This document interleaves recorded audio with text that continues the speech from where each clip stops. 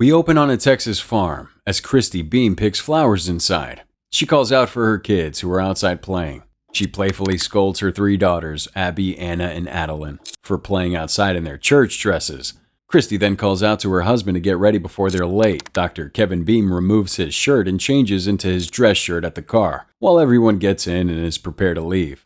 The Beams enjoy their regular Sunday church and later host a monthly church picnic at their home with their vibrant community and congregation. One night, Christy does her nightly ritual of going to each kid's room and doing their prayers with them. Abby prays she makes the Fort Worth All-Star team. Adeline prays she's older than Abby, and Anna prays that her father's business does well. Later that night, Anna runs through the house, throwing up. Christy wonders if it's something she ate at the barbecue, and Kevin tells her that maybe she should take Anna to the doctor in the morning. Kevin walks into the kitchen and asks Christy what she's still doing up. Christy tells Kevin she's worried about Anna before they talk about other things. Christy expresses some concern over Kevin's new business, but is quickly reassured that everything will be okay. Christy and Kevin drive to the best gastroenterologist in Fort Worth, Texas, in hopes of finding out what is wrong with Anna. Kevin says he's praying he's the best because he's the 3rd doctor they've seen. Christy looks at Anna in the back seat, asleep with her stomach ballooning. Like all the other doctors, they get told the same thing. Nothing's wrong. It isn't viral. And then he declares that Anna is lactose intolerant. Christy is annoyed and unconvinced. At dinner that night, under the shaky belief that Anna is lactose intolerant,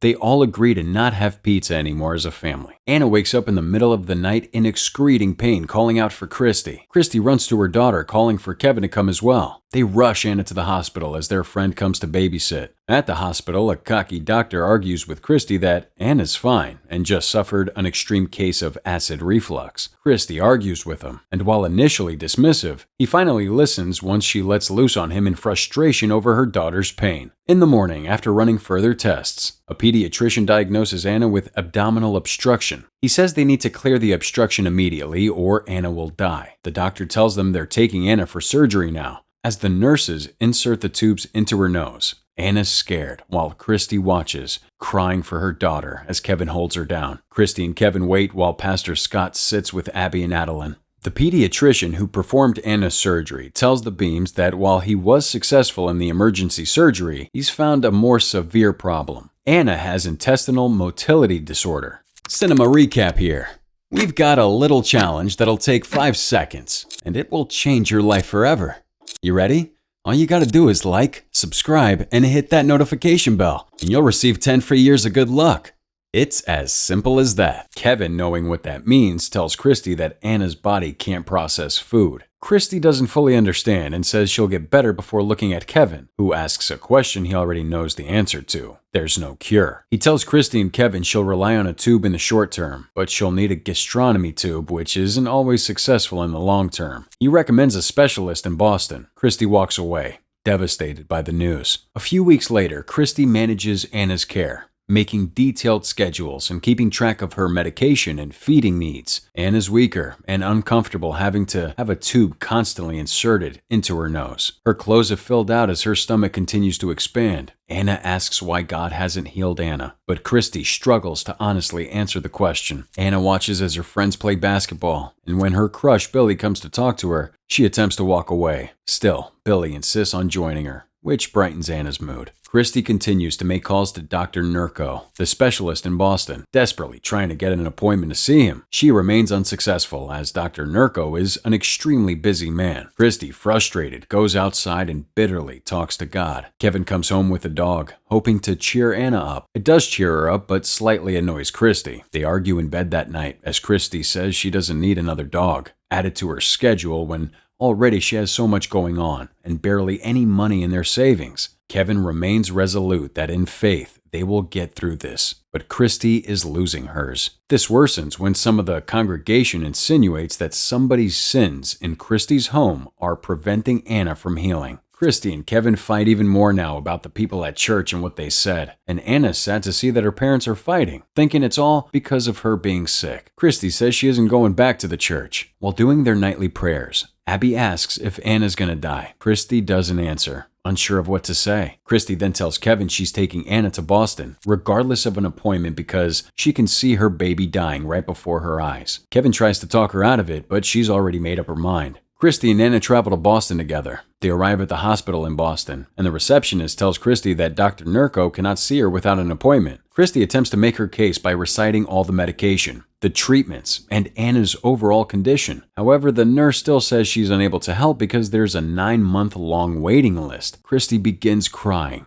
begging. Finally, the nurse tells Christy that as much as she wants to help, there isn't anything she can do because she's just doing what she's told. Christy and Anna leave and go to dinner at a Boston restaurant. They meet a waitress named Angela after Anna spills her water. Angela asks where they're from and why they're here, and she notices Anna's stomach in the process. Angela offers to take them on a tour of Boston. Initially, Christy is hesitant, but after Anna begs her to say yes, she agrees. The next day, Christy and Anna wait for Angela, and when she shows up, she says they'll start at the aquarium. Christy's nervous about the whole experience of traveling with a stranger. Still, she loves how happy Anna is, so she tries to calm herself. On the way, Angela shows them some parts of Boston like Fenway Park and the house where Tom Brady lives. Anna has a great time at the aquarium, something she missed out on when she got sick. Then at an art exhibit, Anna stares intensely at a painting, and while she does, Christy gets a call about an opening with Dr. Nurko the next day at 7 o'clock.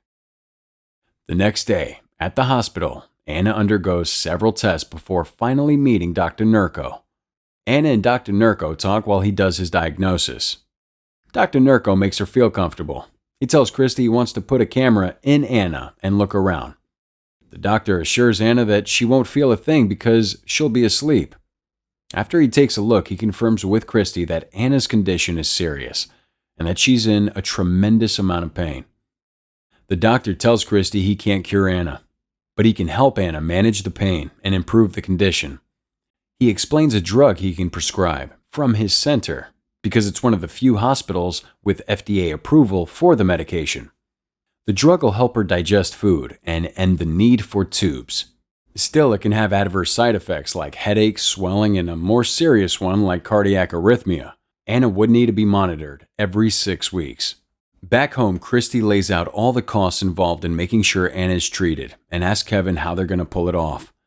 As usual, Kevin says they'll figure it out. Christy tells him to stop saying that and to actually have a plan. When Kevin tells her he has faith, Christy admits she no longer does. He tells Christy he can't help her with her faith, but he'll do anything to help Anna, no matter what it takes. The next day, Christy visits Pastor Scott. He apologizes for what the other members of the church said to her. Still, Christy remains resolute in her decision not to return to the church anytime soon. Pastor Scott doesn't believe that that's the reason why Christy hasn't come back. Christy admits she doesn't understand why God would allow Anna to experience such awful pain, and Pastor Scott doesn't have answers for her. He tells her he's tried to run towards and away from God, but only one felt good. Weeks pass as Christy and Anna attend regular checkups in Boston and spend more time with Angela. At home, Kevin picks up the slack to help while Christy's away. Anna's going from test to test, and with the costs adding up, Kevin sells his motorbike. Dr. Nurko tells Anna that they're running more tests, and Christy asks if she's okay. Dr. Nurko explains that this disease comes with flare-ups, but even worse. Anna's not responding to the medicine as he hoped. Next, Anna meets Haley, another patient at the hospital. They connect and talk about their parents, and we find out that Haley has bone cancer. Haley asks Anna if she's afraid she's going to die, and Christy walks in when Anna responds by telling her sometimes. Haley's dad, Ben, comes to visit Haley. She tells him about Anna and misquotes her, saying that she told Haley not to be afraid to die. Ben's upset and asks why Anna would say something like that, and Haley explains that's because God is always with Anna, so she isn't afraid. When Anna returns, she gives Haley her cross necklace. Ben asks to see Christy outside and talks to her. He asks that Anna doesn't fill Haley's head with false hope, something Christy understands and agrees with. Kevin walks in to find Abigail sitting alone in the lounge in silence. He asks what's wrong, and she says nothing. Kevin moves on and asks if they've eaten, and when he asks why they haven't, Abby reminds him that today was her all-star tryouts, which she missed because Kevin forgot. He tries to apologize to Abby, but she says she isn't mad, it's just difficult with Christy around. Kevin feels the toll of the situation and goes to sit in Anna's room alone. Anna, back in the hospital, is in pain, and Christy tries to make her feel better, but everything she suggests, Anna rejects. Anna breaks down, saying she wants to go home. She says Haley got to go home, so why can't she do the same? Anna tells Christy she's in never-ending pain. Christy wants to help but feels powerless. Anna tells her mom that she wants to die, which shocks and breaks Christy's heart. She tries to convince Anna not to say things like that, but Anna wants the pain to stop, and Christy doesn't know what to do anymore, feeling sad that her daughter is in so much pain. Kevin, Abby, and Adeline are at the airport trying to get to Boston, but all of Kevin's account cards are declining. When Adeline asks what happens if Anna dies before they get there, Kevin says she won't. The person working the desk system crashes, and he's forced to issue manual tickets instead. Anna has become resistant to everything. She refuses to shower and fights with Christy, just wanting to be left alone. Christy, unsure of what to do, phones Kevin. Kevin speaks to Anna and asks if she wants to play a game before showering. Anna asks how he knows she needs to shower. And then they all burst through the door and crowd around Anna, who's happy to see him. They enjoy some time together as a family, feeling normal, even if it's only for a brief moment. Anna, finally being released, is on her way out. She asks Dr. Nurko why they always take patients out in wheelchairs, and he agrees before jokingly making her push him to the exits. He says goodbye to Anna before telling Christy to watch out for Anna's depression, which is typical for children in similar situations. He tells Christy to make sure they spend time with her as much as possible, and while he says it's good medicine for Anna, he knows that Anna hasn't got long. Christy's trying to get in touch with a child psychologist, and while she does that, Anna sits at the door looking outside. Abby comes up to Anna and asks if she wants to play outside. She agrees and they go play soccer. When the ball goes towards a tree, a white butterfly flies up, and Abby asks if Anna wants to climb the tree like they used to. Anna says she can't, but Abby says she'll help her. So they climb up, and Anna's enjoying herself. But when they sit on one of the branches, it quickly begins to give away. Abby makes Anna get off the falling branch, and as she does, she falls into the tree, which is hollow on the inside. She falls down and lies at the bottom, unconscious, as Abby panics and goes to get Christy. The police and the firemen come to help Anna out. They climb the tree and call out to her, but she's unresponsive. Medics and the news crew join the efforts as they try to get Anna out of the tree. The tree's rotted out from the bottom, so they send someone in from the top.